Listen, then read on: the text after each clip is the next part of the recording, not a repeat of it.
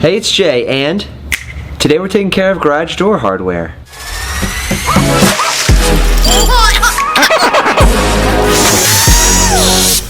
We live in Florida, and the sun just continuously beats down on this garage door every morning, and you can see that this is just completely faded. We have a little bit of rust down here, a little bit of rust up here.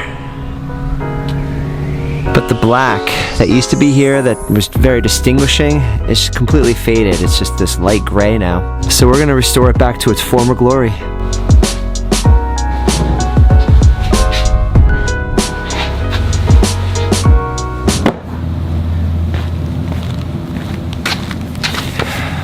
I just want to point out that the technique I'm going to show you today can be applied to much more than just garage door trim. You can apply it to metal railings, it could be metaling filing cabinets, anything that's rusting, anything that you need to refinish metal-wise, you can use this technique. Step one, we're going to remove all the hardware.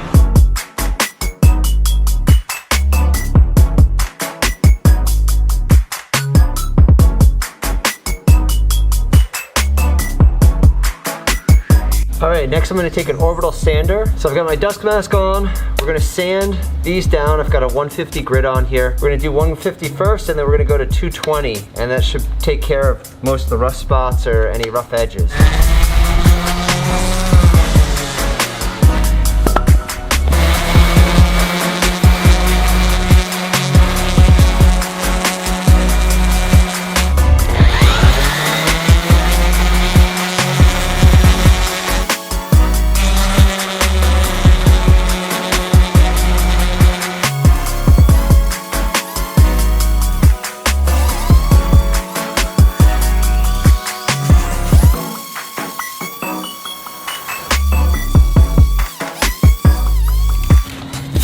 Alright, we're switching up to 220.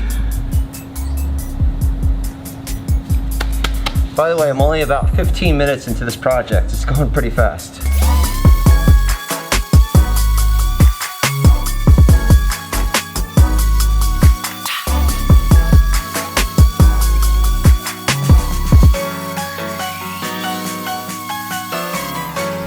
Alright, so I spent about 15 minutes sanding, and it went really well.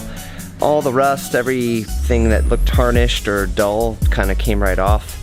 I did go down to bare metal on a few spots, so it's a good thing the product that I'm using has a primer in it, so I can prime it and paint it all at the same time, which is really cool. The handles on the doors are actually curved, so I couldn't get in there with an orbital sander, so what I'm going to do is just go in by hand and just sand these down with the 150 and then the 220.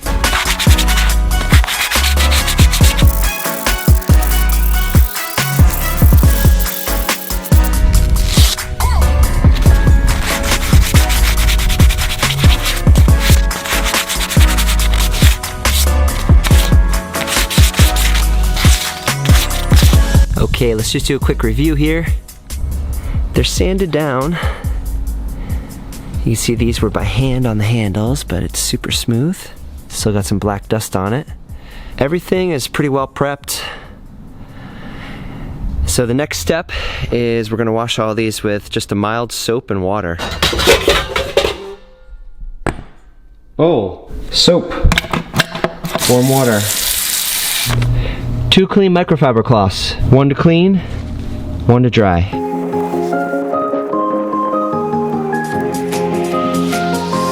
Føler du deg bad, føler du deg slem, da det klart at du skal være med hjem. Føler du deg bad, føler du deg slem, du vet at Swan gjør det stort igjen. Power Ranger, let's go!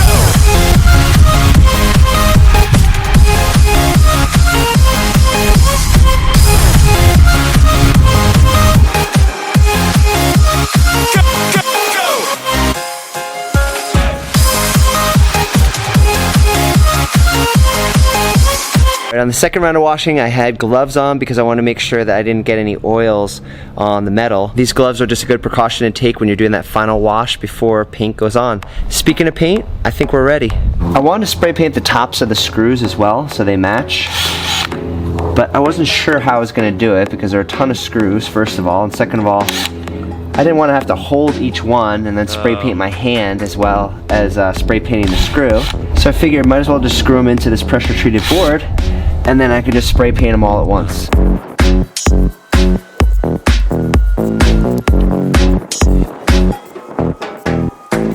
The product I'm using is a Rust-Oleum Painter's Touch. It's a paint and primer all in one, which is really nice. The one thing you want to make sure when you apply is that your coats are very thin. You don't want to go over it 100 times and make it real thick, then it'll end up clumping up. The Canyon Black is the color I chose. I was torn between the matte and the satin. I decided to go with the satin just to give it a little bit of a shimmer, and we'll see how it looks. Before you apply, you'll notice that there's a mixing ball inside of this thing.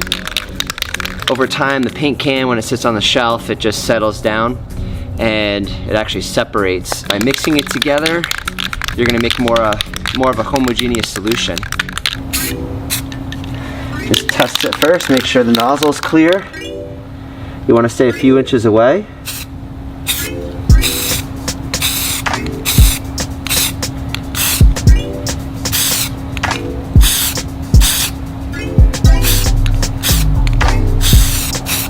We're gonna do a couple of coats, so don't worry if you feel like you're thin in one spot. It's better to be a little thin than go overboard.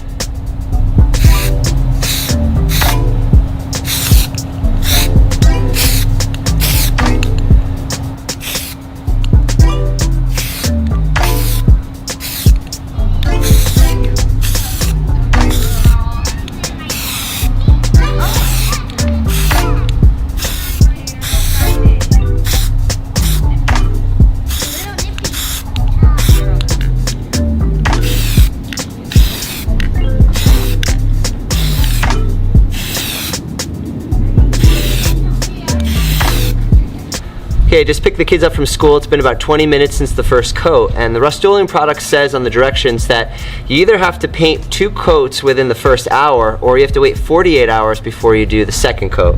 So we're gonna do another coat real quick before we hit that hour mark, and then we'll just let it dry overnight. You wanna stay about 10 to 16 inches away from the metal.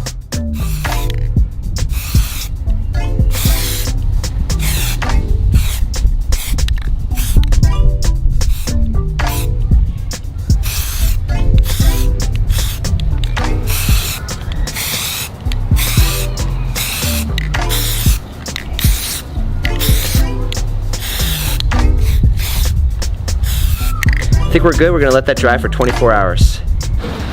I guess we'll have to wait till tomorrow. It's raining today. It rained all day yesterday, so I just let these dry for another day. And you can see that they're nice and shimmery, smooth. It turned out pretty good. Let's get everything back in place and see how it looks.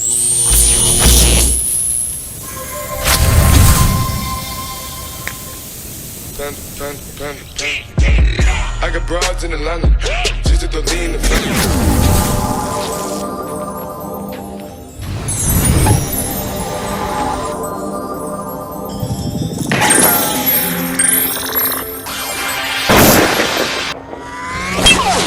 One down, one to go. And I'm getting a little tired. Let's speed this up.